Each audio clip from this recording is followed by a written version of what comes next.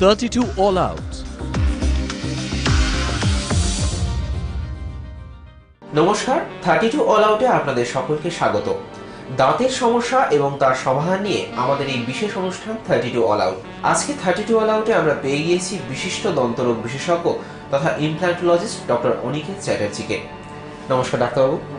32 all out মানে সাধারণভাবে আমরা যেটা বুঝে থাকি সেটা হলো খিলখিলিয়ে হাসা, কিন্তু 32 অল আউটের আক্ষরিক মানেটা ভাবুন তো, যার কিনা 32 অর্থাৎ 32টা দাঁতই নেই, অর্থাৎ সেই বয়স্ক লোক, বয়স্ক বৃদ্ধ বা বৃদ্ধা, সেই সমস্যা নিয়ে আজকের এপিসোডে আমরা কথা বলবো ডাক্তারবাবুর সঙ্গে। ডাক্তারবাবু, 32টা দাঁত আমাদের তো, আমরা একটা সময় পর দেখি অনেকেরই 32টা দাঁতই কোনো না কোনো ভাবে নেই, হয় পড়ে গেছে নয় তুলে ফেলা হয়েছে। তো একটা সময় পর আমরা দেখি 32টা দাঁত নেই। আমি প্রথমেই যেটা জিজ্ঞেস করতে চাই, এর কারণ কি? তুলে ফেলা হচ্ছে, পড়ে যাচ্ছে, নেই, পুরো দাঁত নেই, তো কি কারণ?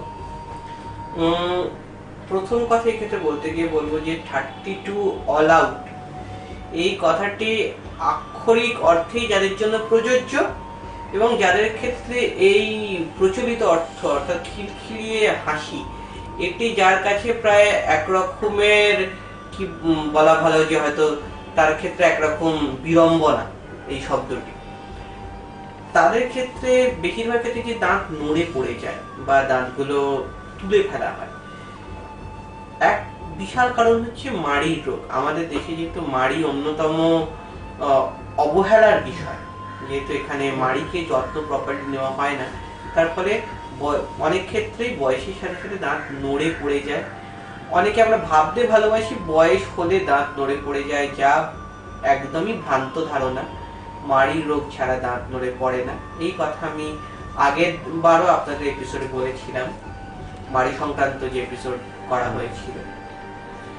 দ্বিতীয়, দাঁত তুলে ফেলা। আমাদের মতো দেশে যেখানে দাঁত তুলে ফেলা অনেক বেশিরভাগ সংখ্যক মানুষই প্রেফার করেন বা মেনে চলেন, কারণ চিকিৎসাটির ব্যয় অপেক্ষাকৃতভাবে খুবই কম, তার ফলে বৃহৎ সংখ্যক মানুষ সেই দাঁত তুলে ফেলতে পছন্দ করেন।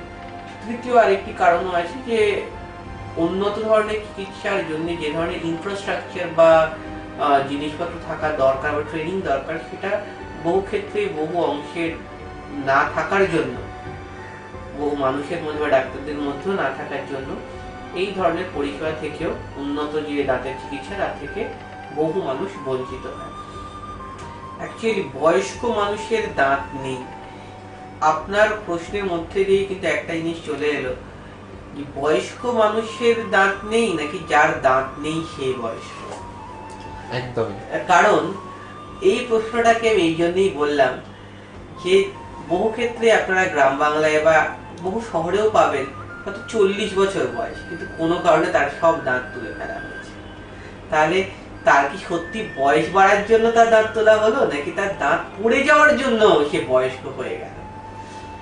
এই প্রশ্নটির উত্তর খুঁজতে গিয়ে বলি যে দাঁত তোলার ক্ষেত্রে একটি আমাদের যে খুব ভুল ধারণা আছে, যেটা গ্রাম বাংলার দিকে বা বহু ক্ষেত্রে শহরেও আছে, যে দাঁত বাঁধানোর আগে নাকি সব দাঁত তুলে ফেলতে হয়। হ্যাঁ, এই একটা ধারণা আমি প্রায়ই শোনা যায় যে একটা দুটো দাঁত আলাদা করে বাঁধানো যাবে না, বাঁধাতে গেলে সবকটা দাঁত একসঙ্গে তুলে দিয়ে বা ফেলে দিয়ে তারপর বাঁধাতে হবে, পুরো পাটিটা আর কি, পুরো পাটিটা বাঁধাতে হবে। তো সেই জায়গাটাও যদি আপনি একটু ক্লিয়ার করেন। প্রথম কথা হলো যে একটি সম্পূর্ণ ভুল ধারণা যে একটি বা দুটো দাঁত তুলে দাঁত বাঁধানো যায় না।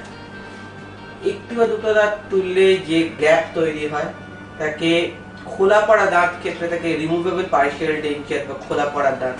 আপনি এই জিনিসটাকে একটু ফোকাস করেন দেখুন, এই ক্ষেত্রে জাস্ট একটি প্লেটের উপর 4টি দাঁত বসানো রয়েছে, অর্থাৎ বাদ বাকি দাঁতগুলো কিন্তু পেশেন্টের নিজস্ব।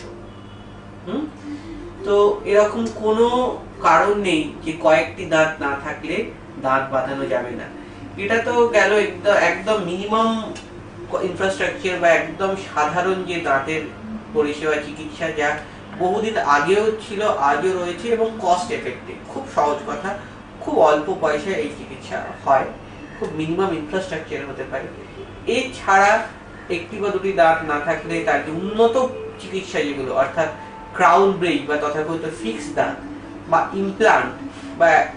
ইমপ্লান্টের মতো অত্যাধুনিক চিকিৎসা, সেই ধরনের পরিষেবা রয়েছে, তো তাই জন্য একটি বা দুটি দাঁত তুললে বাদ বাকি সব দাঁত তুলে ফেলতে হবে, এই ধরনের ধারণা বা যারা খোলা পড়া দাঁতের জন্য সব দাঁত তোলা দরকার পোষণ করেন, সেটি একদমই ভুল। সেই জিনিস আমি খুব দায়িত্ব নিয়ে বলছি। তো ডাক্তারবাবু, আমরা যেটা কথা বলছিলাম যে দাঁত পুরো তুলে ফেলতে হচ্ছে, তো এই যে দাঁত পুরো তুলে ফেলার ফলে সমস্যাটা কি হতে পারে, মানে কি কি হতে পারে যদি? সবার আগে দাঁতের প্রধান কাজ চিবিয়ে খাবার খাওয়া, এক, এবং দ্বিতীয় কাজ দেখা বা এস্থেটিক। সামনের দিকের দাঁত প্রধানত আমাদের দেখার ক্ষেত্রে ব্যবহৃত হয়, পেছনের দিকের দাঁতগুলো মূলত আমাদের চিবানোর ক্ষেত্রে, খাওয়ার ক্ষেত্রে ব্যবহৃত হয়। প্রথম কথা, একটি হোক বা পুরো, দাঁতের যে মাড়ির যে ইন্টিগ্রিটি, অর্থাৎ খুব সহজভাবে যদি বলি, একটি মাড়িকে ধরে আছে দাঁতের শেকড়গুলো, দাঁতের রুটগুলো। ঠিক যেরকম বাড়ির এক জায়গা থেকে আমি যদি পিলারকে সরিয়ে দিই, সেই জায়গায় বাড়িটা বসে যায়, ঠিক তেমনি কোনো এক জায়গা থেকে আমি যদি দাঁত তুলে ফেলি, সেই জায়গায় মাড়িও কিন্তু বসে যায়। তো এর স্বাভাবিক কনসিকুয়েন্স হিসেবেই আমার কিন্তু এক এক করে আমি যত দাঁত তুলে ফেলতে শুরু করি, তত মাড়ি যেরকম আলাদা হয়, সেই জায়গা থেকে মাড়ি বসেও যেতে থাকে। তার ফলে টিপিক্যাল কেসে আমি যে কথাটা আগে বলছিলাম যে বয়স্ক তাই তার দাঁত নেই নাকি যার দাঁত নেই সে বয়স্ক, এই উত্তর থেকেই বলি, প্রথমেই ওল্ড এজ লুক। টিপিক্যাল একজন দাঁত নেই মানুষের কথা চিন্তা করো, কেমন দেখতে, মানে গালটা বসে গেছে, কথা বলতে গেলে শব্দ বেরিয়ে যাচ্ছে, একটা এম্বারাসিং সিচুয়েশন, তার চোখটা কুঁচকে আছে, বহু ক্ষেত্রে চামড়া কুঁচকে আছে। এই যে টিপিক্যাল ওল্ড এজ লুক, এর কারণ হচ্ছে দাঁত অ্যাকচুয়ালি আমাদের ফেশিয়াল আর্কিটেকচারটাকে মেনটেন করে। অর্থাৎ সে একটা শক্ত জিনিস যার ওপর পরত দিয়ে, নরম দিয়ে সেই জিনিসটা দাঁড়াতে পারে, সেই কাজটি করে দাঁত। দাঁত না থাকার ফলে সেই জায়গাটা ফাঁকা হয়ে যাবে, গায়ে ঢুকে যায়, ওল্ড এজ লুক দেয়, এক। দু নম্বর, চিবানোর ক্ষেত্রে সমস্যা।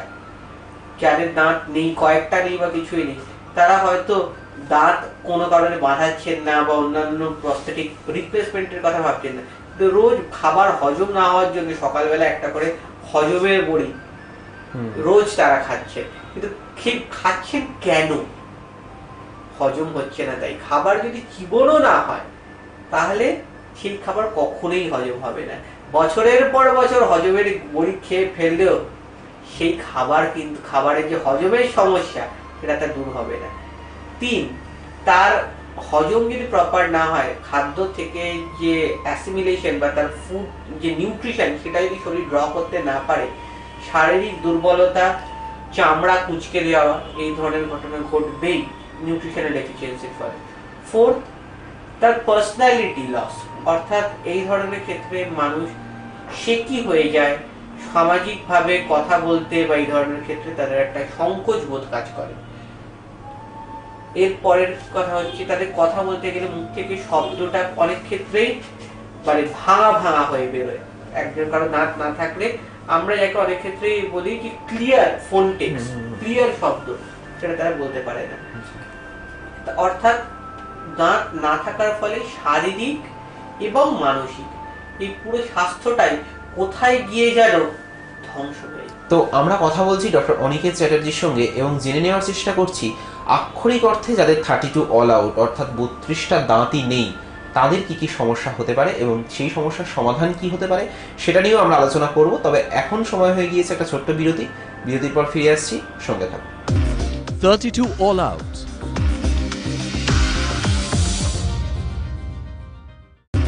32 all out.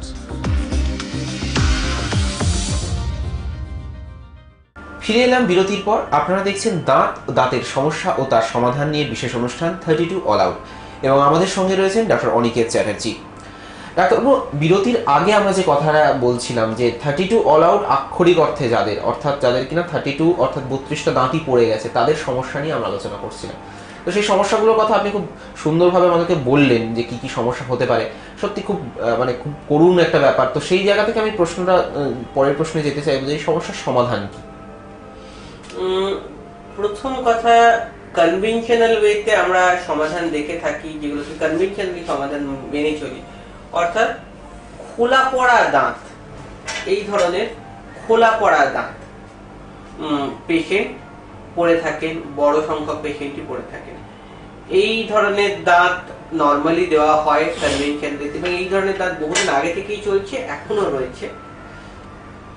কি এই দাঁতের ক্ষেত্রে কিন্তু এই দাঁতে সবাই কি সন্তুষ্ট এমনটা হয়তো না। তার কারণ হলো এই খোলা পড়া দাঁতকে ভালোভাবে যদি কাউকে পড়তে হয়, তাহলে সবার আগে তার যে প্রায় রিকুইজিশন সেটা হচ্ছে মাড়িটা অ্যাডিকুয়েট, অর্থাৎ যথেষ্ট অ্যামাউন্টের মাড়ি থাকতে হবে।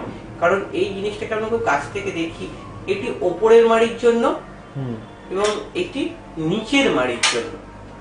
অর্থাৎ প্রথম উদ্দেশ্য হচ্ছে মাড়ি যদি ঠিক হয়, তাহলে বাই ভ্যাকিউম টেকনোলজি এই জিনিসটা তার উপর গিয়ে বসে এবং স্নাগলি ফিট, অর্থাৎ টাইট করে আটকে যায়, নড়াচড়া করে না।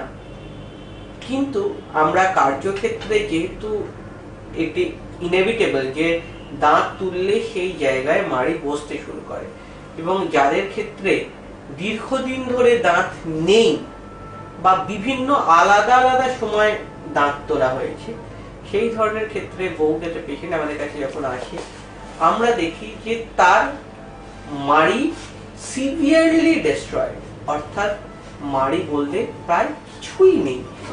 তার ফলে এই ধরনের পেশেন্টের সবসময় একটা কমপ্লেন থাকে যে তারা প্রপারলি ডেঞ্চার পড়তে পারছে না, এবং ডেঞ্চার তার মুখে যথেষ্ট লুজ, নড়াচড়া করছে, এবং তাই দিয়ে তাদের কথা বলা বা চিবিয়ে খাবার খাওয়া কোথাও গিয়ে যেন তারা সেই স্যাটিসফ্যাকশন, সেই আনন্দ পাচ্ছে না। অনেকাংশেই সেই ডেঞ্চার তাদের বোঝা হয়ে গেছে, এবং এটাও একটি ইন্টারনেটের ওপেন ডেটা, আমি বলছি বলেই না, যে তথাকথিত এই যে খোলা পড়া যে ডেঞ্চার, যতজন তা নেয় এবং যত সংখ্যক সেটাকে হ্যাপিলি ওয়্যার করে বা পড়ে, সেই সংখ্যা কিন্তু যতজন এর চিকিৎসা নিচ্ছে তার তুলনায় খুবই নগণ্য। মানে যারা পড়ছে সবাই যে খুব হ্যাপিলি পড়ছে এরকমটা নয়, অনেকে বাধ্য হয়ে পড়ছে বা পড়ছেই না। আচ্ছা, পড়ছেই না পড়তে পেরে বা এই ধরনের ঢিলে হওয়ার জন্য তারা সেগুলোকে অনেকাংশে অনেক ক্ষেত্রে দেখা যায় যে তারা সেটিকে ঘরের মধ্যে রেখে দেয় অন্য চারটে আসবাবপত্রের মতো বা সাজানোর জিনিসের মতো, পড়েন না। তো এই জায়গা থেকে দাঁড়িয়ে কি বিকল্প কোনো সমাধান আছে এটা ছাড়া অন্যভাবে কোনো, মানে যাদের দাঁত নেই তাদের? এই ক্ষেত্রে প্রথম বলার যে আমাদের সবার আগে যে কথাটা প্রথম দিন থেকে বলে রাখছি, যে মাড়িটাকে যতটা সম্ভব রক্ষা করার চেষ্টা করতে হবে। মাড়িটা যদি সুস্থ থাকে, যথেষ্ট উঁচু হয়, তাহলে তার উপর এই ধরনের ডেঞ্চারও সুন্দরভাবে বসতে পারে। এই যে প্রবলেম হচ্ছে তা অতটা হবে না। এর সাথে আরো একটা কথা বোঝা ভালো, যে এই ধরনের দাঁত অ্যাক্রিলিক ডেঞ্চার হয়, অর্থাৎ acrylic is nothing but a variation of plastic. তার যে স্ট্রেংথ বা সে যতটা কামড়ানোর ক্ষমতা, সেইটা কিন্তু সাধারণ আমাদের ন্যাচারাল দাঁতের অপেক্ষা অনেকটাই কম। তার ফলে আমাদের যে এক্সপেকটেশন, বহু ক্ষেত্রেই ধরুন expectation means so many thing, অনেকটা ম্যাটার করে। তা আমার এক্সপেকটেশনটাকে সবার আগে একটা রিজনেবল জায়গায় আনা উচিত, যে এটি অ্যাক্রিলিকের তৈরি, যত ভালো অ্যাক্রিলিক হোক না কেন তার স্ট্রেংথ ন্যাচারাল দাঁতের রেসপেক্টে অনেকটাই কম হবে। তার ফলে সেই ধরনের শক্ত খাবার খাওয়া বা কার্যের ক্ষেত্রে কিছু কিছু রেস্ট্রিকশন থাকবে, এবং দুপাশে সমানভাবে চিবোনো। কারণ নর্মালি একটা দাঁত ইন্ডিভিজুয়াল ইউনিট, একটা দাঁত একটা ইউনিট হিসেবে কাজ করে, কিন্তু ডেঞ্চারে সবসময় একটা সিঙ্গেল ইউনিট, টোটালি একটা সেপারেট টোটাল ইউনিট হিসেবে কাজ করে। কারণ এই প্লেটের মধ্যে দাঁতগুলি আলাদা আলাদা ভাবে একসাথে বসানো, অর্থাৎ এক কাজ করলে সবাই একসাথে কাজ করবে, খুলে রাখলে সবাই একসাথে চলে যাবে। তাই জন্য যখন আমরা চিবোবো তখন আমাদের কিন্তু দুপাশে সমানভাবে চিবোতে হবে, নয়তো রকিং এফেক্ট, অর্থাৎ আমি একদিকে যদি চিবোই আর একদিকে না চিবোই, সেই দিকে চাপ পড়লে ন্যাচারালি উল্টো দিক থেকে ডেঞ্চারের খুলে যাওয়ার একটি টেন্ডেন্সি তৈরি হবে। তার ফলে এই যে চিবোনোর হ্যাবিট, এটাকে তৈরি করতে হবে। এক। দ্বিতীয় হচ্ছে, যদি দেখা যায় যে মাড়ি বিশেষ করে এই ধরনের সমস্যা বেশি করে হয় নিচের মাড়ির ক্ষেত্রে, কারণ নিচের মাড়ি তুলনায় পাতলা হওয়ায় সেখানে ডেঞ্চার বেশিরভাগ ক্ষেত্রেই একটু লুজ থাকে, ঢিলে হয়। এই ধরনের কেসেসের ক্ষেত্রে আমাদের বিশেষভাবে কিছু চেঞ্জ করতে হয়, কারণ আমরা দেখেছি যে নিচের মাড়িতেই এই ডেঞ্চার লুজ হওয়ার প্রবণতা ম্যাক্সিমাম। আমরা সেই ক্ষেত্রে কি করি, এখন একটি অসাধারণ এর চিকিৎসা এসছে। বহু পেশেন্টই হয়তো এই সম্পর্কে অবগত নন, কারণ তারা নিচে ডেঞ্চার করতে পারেন না, হয়তো ডাক্তারবাবুদের কাছেও যান, তারা ডিসস্যাটিসফাইড, তারা বলেন নতুন কিছু, কিন্তু তারা কোনো না কোনোভাবে তারা তার উপযুক্ত সমাধানটি পেয়ে ওঠেন না। এই ক্ষেত্রে একটি যুগান্তকারী চেঞ্জ হচ্ছে ইমপ্লান্ট সাপোর্টেড ওভার ডেঞ্চার। আপনাদের জিনিসটা বোঝানোর চেষ্টা করছি। ধরুন এটি একটি নর্মাল মাড়ি, যে কোনো পেশেন্টের নিচের মাড়ি, বহু ক্ষেত্রেই যা ক্ষয়ে যায়, সেই জায়গায় আমরা খুব সিম্পল দুটো ইমপ্লান্ট, এই জিনিসটিকে দেখুন, ইমপ্লান্ট আমরা মাড়ির মধ্যে ঢুকিয়ে দিলাম এবং এর ওপরে এর থেকে এই যে বলের মতো দুটো এক্সটেনশন বেরিয়ে রয়েছে, এই দুটো বলই কিন্তু পিলারের কাজ করলো এবং আপনার যে কনভেনশনাল ডেঞ্চার, আপনি যে ডেঞ্চার পরে আছেন বা আপনারা যে ডেঞ্চার পরেন সেটাকে ফেলে দেওয়ারও কোনো দরকার নেই, তার ভেতরই দুটো ছোট ছোট হোল করে এই রিভার্স যে বলের মতো যে টপটা রয়েছে এর অপোজিট পার্ট অর্থাৎ সকেটটাকে ডেঞ্চারের ভেতর ঢুকিয়ে দেওয়া হলো। এর ফলে কি হলো, জাস্ট এই বলের ওপর এই ডেঞ্চারটা যখন বসলো তখন ফার্মলি বসে গেল, শক্তভাবে বসে গেল। এবার আমি যদি এটাকে টানি, দেখুন যথেষ্ট শক্তি না দিলে এই ডেঞ্চার খুলবে না। অর্থাৎ যতক্ষণ মুখে রইল আপনার মাড়ি যেমনই হোক না কেন, যতক্ষণ আপনার এই নিচের ডেঞ্চার মুখে রইল ততক্ষণ এ কিন্তু শক্ত এবং এ দাঁড়িয়ে আছে এই বেসিক্যালি এই দুটো ইমপ্লান্টের উপর। আপনার মাড়ি যদি ক্ষয়েও যায়, যদি ডেঞ্চার আপনার মুখে নড়াচড়াও করে, আপনি ডেঞ্চার বদলেও কোনো রকম বা বানানো না পাল্টেও কোনো সুরাহা হচ্ছে না, তাহলে ওই পথে না গিয়ে খুব সহজ সলিউশন, জাস্ট দুটো ইমপ্লান্ট মাড়ির মধ্যে প্লেস করে দেওয়া। এই আগামী দিনে ডেঞ্চারকে বিয়ার করবে বা ক্যারি করবে এবং খরচ যথেষ্টই কম। এবং এই যে দুটো ইমপ্লান্ট আমি মাড়ির মধ্যে বসিয়ে দিলাম, এর জন্য যে সার্জারি, একটা ছোট্ট সার্জারি লাগে, পুরো জিনিস কমপ্লিট হতে 5 থেকে 10 মিনিট সময় লাগে, একটির ক্ষেত্রে, দুটো হলে 20 মিনিট। এবং এর আগে এবং পরে পুরো প্রসিডিউরই লোকাল অ্যানাস্থেসিয়ায় হয়। সবচেয়ে বড় কথা, ওষুধ প্রায় কিছুই লাগে না বললে চলে, বেশির চেয়ে বেশি হয়তো একটি বা দুটি পেইন কিলার। তবে যেটা জানতে চাইছিলাম যে এই ধরনের মানে দাঁত লাগানোর ক্ষেত্রে, সেটার ক্ষেত্রে তো রেগুলার খুলে রাখা এবং পরিষ্কার করার একটা ব্যাপার থাকে, তো আপনি যে পদ্ধতিটা দেখালেন সেক্ষেত্রে কি এই জিনিসটা সম্ভব, রেগুলার খুলে রাখা বা রেগুলার পরিষ্কার করা, এই ব্যাপারটা কি সম্ভব? অবশ্যই এই কথাটা আমাকে মাথায় রাখতে হবে। এই যে ইমপ্লান্ট সাপোর্টেড ওভার ডেঞ্চার, এটা কিন্তু আপনার ফিক্সড নয়, this is actually semi fixed. অর্থাৎ যতক্ষণ ইমপ্লান্টের ওপর ডেঞ্চারটা রইল ততক্ষণ সে আটকে রয়েছে, তার ফলে সেই খাবার যা জমছে সেটা ডেঞ্চারের ওপর জমছে এবং সেটিকে নির্দিষ্ট সময় অন্তর প্রপারলি খুলে পরিষ্কার করা, এমনি নর্মাল ডেঞ্চারকে যেভাবে মেনটেন করা হয় সেটি করতে হবে। তাছাড়া নর্মাল ডেঞ্চারের যে ক্ষয়ক্ষতিগুলো হয় সেটি এই ক্ষেত্রেও হতে পারে। একটা সহজ জিনিস আপনার প্রত্যেককে বুঝুন, এটি খুব সহজ চিকিৎসা। অর্থাৎ পায়ের তলার যে মাটিটা অলরেডি চলে গেছে, যে মাটি না থাকার ফলে তার উপর কোনো কিছু দাঁড়াচ্ছে না, আমি আর্টিফিশিয়ালি সেই মাটিটাকে তৈরি করে দিলাম। এটার খুব সহজ বিকল্প হচ্ছে ইমপ্লান্ট। যাদের 32টা দাঁতই নেই, পড়ে গেছে বা তুলে ফেলতে হয়েছে, তাদের সমস্যা এবং সেই সমস্যার সমাধান নিয়ে আমরা কথা বলছি ডক্টর অনিকেত চ্যাটার্জির সঙ্গে। তবে এখন সময় একটা ছোট্ট বিরতির পর ফিরে আসছি, সঙ্গে থাকুন। 32 All Out.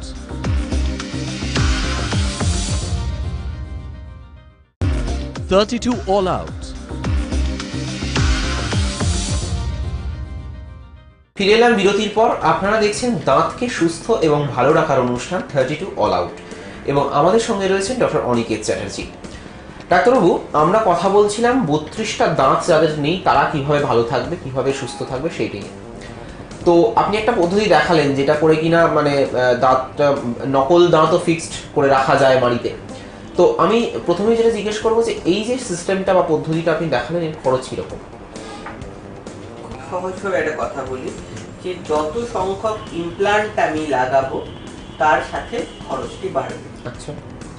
যারা একদমই এই ডেঞ্চার করতে পারছে না, মুখের মধ্যে নিচে এই বানানা নড়াচড়া করছে সর্বদা, তারা যদি মনে করেন যে তারা দুটো ইমপ্লান্টের খরচ বিয়ার করতে পারবেন না, একটি ইমপ্লান্টই যথেষ্ট, সেই ক্ষেত্রে একটি ইমপ্লান্ট আমি মাঝখানে প্লেস করে তাকে হয়তো দুটো ইমপ্লান্টের মতো এতটা স্টেবল হবে না বলে রাখি, দুটো যতটা স্টেবল তিনটে বা চারটে আরো বেশি স্টেবল। ম্যাক্সিমাম কি অনেকগুলো করা যেতে পারে? ইমপ্লান্ট সাপোর্টেড ওভার ডেঞ্চারের জন্য দুটো বা তিনটেই ম্যাক্সিমাম, এর বেশি দরকার পড়ে না, ঠিক আছে? তো ইমপ্লান্টের খরচ ইমপ্লান্টের সংখ্যার উপর ডিপেন্ড করে। পার ইমপ্লান্ট মোটামুটি কোম্পানি ভেরিয়েশনে আলাদা আলাদা কোম্পানি, কোন কোম্পানির ইমপ্লান্ট 10 থেকে 20,000 টাকা পর্যন্ত লাগতে পারে পার ইমপ্লান্ট। এই কথাটি খুব ইম্পর্টেন্ট। অর্থাৎ আমি যদি মনে করি যে এমন একজন মানুষ যে ডেঞ্চার করতে পারছে না, বারে বারে ডেঞ্চার বদলে যাচ্ছে, কারণ একটি ডেঞ্চার তৈরি করতে খুব কম করে হলেও আমাদের শহরে 6 থেকে 15,000 টাকা খরচ পড়ে, কিন্তু সেই ডেঞ্চার সে পড়তে পারছে না, তার কোনো ব্যবহার নেই। সেই ধরনের মানুষগুলো যারা ডেঞ্চার করতে পারছে না, অর্থাৎ খোলাপড়া দাঁত করতে পারছে না, তাদের ক্ষেত্রে 20 থেকে 30,000 বেশির চেয়ে বেশি খরচ করে সেই দাঁতগুলোকে কার্যক্ষম করা, এবং প্রকৃতই তাদের ক্ষেত্রে 32 অল আউটের যে বাস্তব অর্থাৎ হাসি, হাসি তার মুখে আমরা ফিরে আনতে পারি। এছাড়াও ধরুন অন্যান্য ভাবেও আমরা এই মাড়ি যাদের নষ্ট হয়ে গেছে তার মাড়ি, হ্যাঁ একদমই, আমি এই প্রশ্নে আসতে চাইছিলাম যে মাড়ির ক্ষয় তো এই দাঁত পুরো পড়ে যাওয়ার পিছনে একটা বড় কারণ, তো সেই মাড়ির ক্ষয় রোধ করার জন্য এবং এই সমস্যা থেকে মুক্তি পাওয়ার অন্য কোনো উপায় যদি আপনি বলেন, মাড়ির ক্ষয়টা কিভাবে রোধ করবেন, এই সমস্যা থেকে অন্য কিভাবে মুক্তি পাওয়া যেতে পারে? এই ক্ষেত্রে আমি দুটো কথা বলবো। আচ্ছা। প্রথম কথা হচ্ছে যে মাড়ির ক্ষয়ের থেকে আমার প্রথম মাড়ি ফিরিয়ে আনা সম্ভব, এটা হচ্ছে প্রথম। সেই ক্ষেত্রে বহু ক্ষেত্রে রিঅগমেন্টেশন বা এই ধরনের কিছু কিছু সার্জারি করা যায়, অর্থাৎ শরীরের অন্যান্য অংশ থেকে মানে হাড়, আর্টিফিশিয়াল বোন গ্রাফট তুলে সেই অংশ দিয়ে মাড়িকে আর্টিফিশিয়ালি তৈরি করার চেষ্টা করা। জিনিসটি দুটো তিনটে জায়গায় জিনিসটি একটু সমস্যা আছে। এক হচ্ছে শারীরিক মানে পেশেন্টের জেনারেলাইজ হেলথ, তার শারীরিক সমস্যা যদি সেরকম বড় হয় তাহলে এইটি খুব একটা ফিজিবল নয়, খুব একটা বাস্তবোচিত নয়। এক, দুই, কিছু বড় অপরে কিছু কিছু ক্ষেত্রে জেনারেল অ্যানাস্থেসিয়াতে করতে হয়, সেটা পারমিট করার একটা ব্যাপার আছে। এবং সব মিলিয়ে ধরুন যে খরচ এবং তার যে আউটকাম, অনেক ক্ষেত্রে পেশেন্টরা তাতে একটুখানি ছোপা হন। তো সেই জায়গা, হ্যাঁ নিশ্চয়ই আপনি যদি বলেন সমাধান কি আছে এইভাবে হওয়া সম্ভব, হ্যাঁ সমাধান আছে। হ্যাঁ, তো ডাক্তারবাবু যে বিষয়টা নিয়ে কথা হচ্ছিল যে 32টা দাঁতই ইমপ্ল্যান্ট করা যেতে পারে, তো সেই বিষয়টা যদি একটু বলেন। ব্যাপারটা হচ্ছে implant almost it is a tooth for tooth, দাঁতের জায়গায় আরেকটি বিকল্প দাঁত। একটি দাঁতের ঠিক যেরকম দুটি অংশ আছে, যেটি মাড়ির ভেতর থাকে এবং মাড়ির বাইরে দাঁতের যে অ্যাকচুয়াল অংশটি আমরা দেখতে পাই, তো ইমপ্লান্ট তো সেই রকম, যেটি মাড়ির ভেতর চলে গেল, দাঁতের গোড়ার কাজ করে, এবং বাইরে যে অংশটি ক্রাউন বা যে আমরা দাঁতের যে অংশটি দেখি সেটা চলে গেল। ঠিক সেই হিসেবেই যদি ধরি তাহলে উপরের মাড়িতে 6 থেকে 7 এবং নিচের মাড়িতে 6টা, যদিও নতুন নতুন কিছু সিস্টেম এসছে যাতে অল অন 4 বলে একটি কনসেপ্ট আছে, অর্থাৎ যাতে উপরে এবং নিচে জাস্ট 8টা ইমপ্লান্ট লাগিয়েও, যদি এটা একটা টেকনিক্যাল ভেরিয়েশন, এটি একটি মাত্র কোম্পানি এখন তৈরি করছে ওয়ার্ল্ড, অন্য কারোর অল অন 4 নেই, কিন্তু সেই সব ক্ষেত্রে 6 কি 7, 6টা উপরে এবং 6টা নিচে এবং 7টা কি 6টা উপরে, সংখ্যক ইমপ্লান্ট লাগিয়ে আমরা এই প্রসিডিওরটাকে করতে পারি। অর্থাৎ সেই ক্ষেত্রে সবকটাতে ফিক্সড হবে, একদম ফিক্সড, দেখতে এবং কার্যক্ষেত্রে একদম ফিক্সড দাঁত যেমন হয় ঠিক তেমনই হবে। তবে নিঃসন্দেহে ধরুন এই ক্ষেত্রে কস্ট ইজ আ ফ্যাক্টর, কারণ ইমপ্লান্টের সংখ্যা যত বেড়ে যাবে তত কিন্তু এই খরচ বাড়বে। আমাদের হয়তো মনে হতে পারে যে why implant is so expensive, কেন ইমপ্লান্ট এত খরচ সাপেক্ষ? হয়তো খরচ সাপেক্ষ সত্যি বলতে নয়, কারণ আজকে ইন্টারনেটের দুনিয়ায় আমরা যদি ইন্টারনেটে যাই তাহলে গেলে বুঝতে পারবো যে বিদেশে বা অন্যান্য পশ্চিমী দুনিয়ায় এই একই ইমপ্লান্টের খরচ অ্যাকচুয়ালি কত বেশি। আমাদের দেশে সেটা অনেকটাই অনেক কম। অনেক কম। কিন্তু আমাদের মাথায় রাখতে হবে ইমপ্লান্ট কেন আমাদের দেশে খরচ সাপেক্ষ, কারণ যে ইমপ্লান্টগুলো আমরা বসিয়ে থাকি সেগুলো সবই মোস্টলি না almost all those are imported. Implant is always pure titanium এবং তার যাকে বসানোর পরে যে ওয়ারেন্টি যেগুলো আপনারা পান, that is free replacement international warranty. This is very important term. একটা চিকিৎসা এমন যার সারা জীবন আপনি রিপ্লেসমেন্ট ইন্টারন্যাশনাল ওয়ারেন্টি পান, খুব কম চিকিৎসা আছে যা এই ধরনের কমিটমেন্ট করে থাকে। সেই জন্যই ইমপ্লান্টের খরচটা আমাদের দেশে একটু হলেও সাধারণের তুলনায় একটু হলেও বেশি। কিন্তু এটা মাথায় রাখতে হবে যে এর বিকল্পে আপনি কি পাচ্ছেন। কখনোই আমেরিকান ডায়মন্ড আর ডায়মন্ড এক নয়, একদম ঠিক তেমনি আপনি ইমপ্লান্টকে আরেকটি দাঁত এইভাবেই ভাবতে পারেন। এবং ইমপ্লান্ট আজকে একটা এমন গুণ যার মাধ্যমে, এমন আশীর্বাদ যার মাধ্যমে আমরা প্রায় মানুষকে যা মানুষ নিয়ে এসেছিল আমরা প্রায় তার কাছাকাছি তাকে ফেরত দিতে পারি। আচ্ছা, খরচের ব্যাপারটা তো আপনি বললেনই, তো সেই জায়গা থেকে আমি একটা জিনিস জানতে চাইবো যে এটা কতটা নিরাপদ, মানে এটাকে মানে মেনটেন করা বা ধরুন এটা পরে থেকে বিভিন্ন রকম খাওয়া দাওয়া বা বিভিন্ন রকম ডেইলি লাইফটা লিড করা, সেটা কতটা সমস্যার বা কতটা হতে পারে সেটা যদি একটু বলেন। ইমপ্লান্ট প্লেসমেন্টের ক্ষেত্রে স্টেরিলাইজেশন ইজ প্রায় important and infrastructure and sterilization this are the key thing. এই দুটোই মৌলিক জিনিস যা না থাকলে, অ্যান্ড ট্রেনিং অবভিয়াসলি, ইমপ্লান্টোলজিস্ট তো তাকে হতেই হবে যে ইমপ্লান্ট টেস্ট করবে ওয়ান।